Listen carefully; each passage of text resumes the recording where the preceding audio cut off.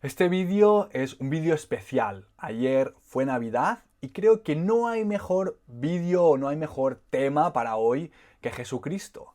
Este vídeo puede ser un poco controvertido, puede ser un poco chocante o un poco retador para todas esas personas firmemente cristianas, pero ¿qué os parecería si os dijera que es posible que Jesús practicara la retención seminal?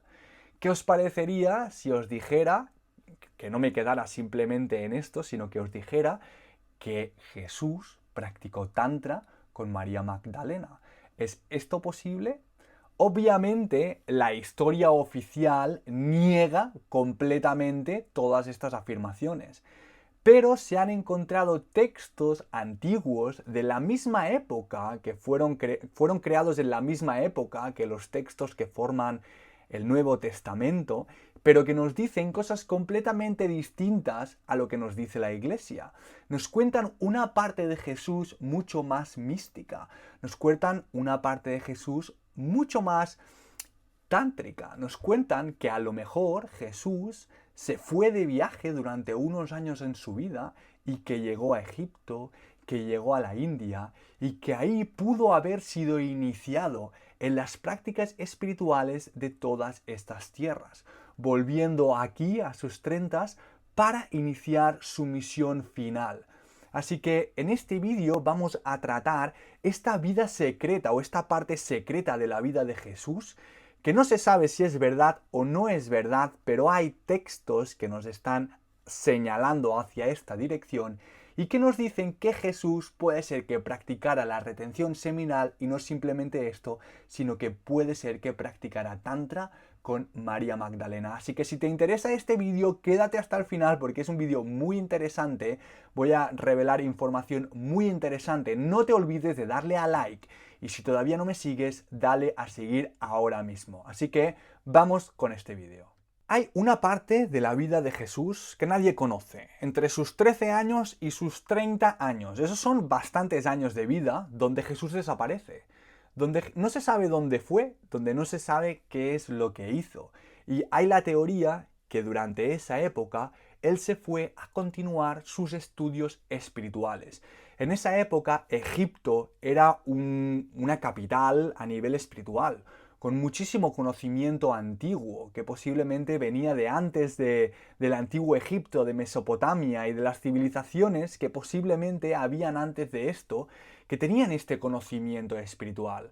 Así que es posible que Jesús se fuera a recibir iniciaciones a Egipto, espirituales, pero también es posible que Jesús, como he dicho antes, se fuera a la India, a estudiar o a enriquecerse de todos estos principios espirituales, de todas estas zonas que había en esa época. Buda había vivido 500 años antes que Jesús, Pitágoras había vivido 500 años antes que Jesús, así que de alguna manera en toda esa zona había una riqueza espiritual muy grande y durante esos años es posible que Jesús se dedicara a viajar para poder estudiar y para poder recibir estas iniciaciones espirituales en estas tierras lejanas.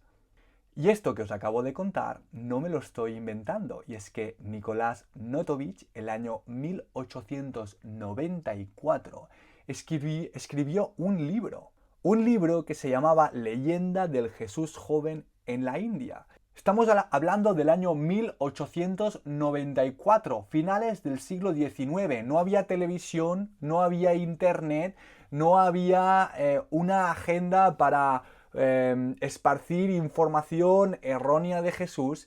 Así que este señor se dedicó a estudiar la vida de Jesús y dice que en un monasterio remoto de la India, en un monasterio budista remoto de la India, hay un texto que habla de un santo que se llamaba Isa y que este santo se dedicaba a enseñar principios que son casualmente muy parecidos a los principios del cristianismo, a los hombres, a las personas, a las mujeres también de castas inferiores. La India es un país que está dividido por castas y depende de la familia que tú nazcas, que pertenece a una casta, vas a tener unos derechos o vas a tener otros derechos. Y las enseñanzas espirituales no eran para todas las castas. Y este santo Isa se dedicaba a enseñar, a esparcir estas enseñanzas espirituales a esas castas que no tenían derecho de nacimiento a las enseñanzas espirituales. Así que la pregunta es, ¿era este santo Isa Jesús? El Evangelio de la infancia de Tomás. Y eso va un poquito más allá. Y es que el Evangelio de la infancia de Tomás y algunas tradiciones orales nos indican también que es posible de que Jesús se fuera a Egipto a estudiar jeroglíficos y, como he dicho anteriormente, a ser iniciado en las prácticas espirituales de esa época. Así que aquí podemos ver cómo esto no nos lo estamos inventando. Hay textos antiguos, tanto del budismo como del cristianismo, que nos están apuntando a que es muy posible que Jesús se dedicara o hiciera un viaje de peregrinaje en búsqueda de todos estos conocimientos espirituales. Podemos ver cómo el cristianismo y el budismo comparten una baza muy importante en la compasión, en el amor. Buda también hablaba mucho del sufrimiento. Igual que Jesús, que también habla mucho del sufrimiento. ¿Puede ser que Jesús recibiera influencia del budismo? Un poquito más adelante en el tiempo, el año 1945, en Nag Hammadi, se descubren textos antiguos, textos que no se sabían que existían. Y cuando empezamos a estudiar estos textos, nos presentan a un Jesús completamente distinto al que la Iglesia nos está presentando. Es un Jesús mucho más místico, es un Jesús gnóstico. En estos textos, sobre todo en el Evangelio de Tomás, se nos presenta un Jesús que hablaba del conocimiento interior, que hablaba de poder llegar a la iluminación, a la realización del ser. Y como podemos ver, esto y las enseñanzas orientales del budismo o del hinduismo están muy relacionadas con este concepto de la iluminación.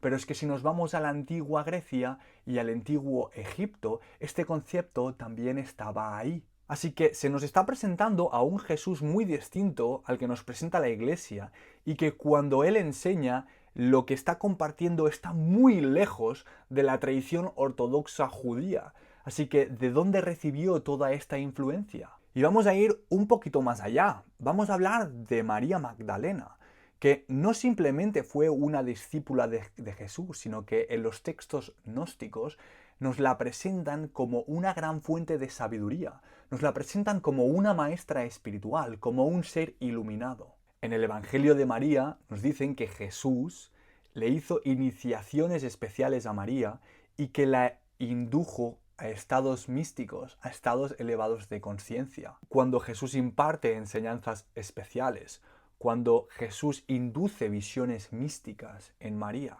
esto nos está diciendo de que tenían una relación mucho más íntima de lo que realmente se nos ha contado. En el Evangelio de Felipe incluso se dice que Jesús amaba más a María Magdalena que a los demás discípulos, que la amaba de una manera especial. Y también nos dicen que compartieron un beso. O sea que hay claros indicios que nos están diciendo que Jesús y María Magdalena tenían una relación íntima. Y es posible que todas estas transmisiones espirituales, que todos estos estados de visión mística que María obtuvo a través de Jesús, los obtuvieran a través de rituales. Y es posible que fueran rituales tántricos, que hubiera algo de sexualidad. No podemos decir que Jesús practicara tantra, pero sí que podemos ver que hay ciertos parecidos. En algunas tradiciones esotéricas se considera que la conservación de la energía sexual es un camino hacia la liberación, y de esto hemos hablado aquí en muchísimos vídeos, en el yoga, en el tantra, en el taoísmo, y es posible que estas enseñanzas gnósticas que nos deja Jesús cuando dice que tenemos que dominar el cuerpo y el alma, se esté refiriendo exactamente a esto, al control de la energía sexual. En los textos gnósticos se habla de la sublimación de la energía vital, donde la transformación espiritual a través de prácticas físicas y mentales es un tema recurrente. Así que es posible que Jesús, como es escrito en estos textos, nos hablara de la transmutación de la energía sexual y de la energía vital. Es posible que Jesús hubiese practicado rituales sagrados sexuales con María Magdalena. Es posible que Jesús y nos estuviera indicado un camino hacia la liberación del ser, hacia la iluminación. Es posible que Jesús practicara la retención seminal y que Él transmutara todas estas energías sexuales para abrir su corazón, porque si no, no hay manera de explicar cómo un ser puede tener tales niveles de amor, tales niveles de compasión, tales niveles de conocimiento y sabiduría, sino es activando esta energía kundalini y llevándola hasta el chakra del corazón y hasta el chakra corona. Jesús, es posible, no lo sé seguro, pero hay flechas y hay dedos que apuntan hacia esa dirección. Es posible que Jesús fuera tántrico.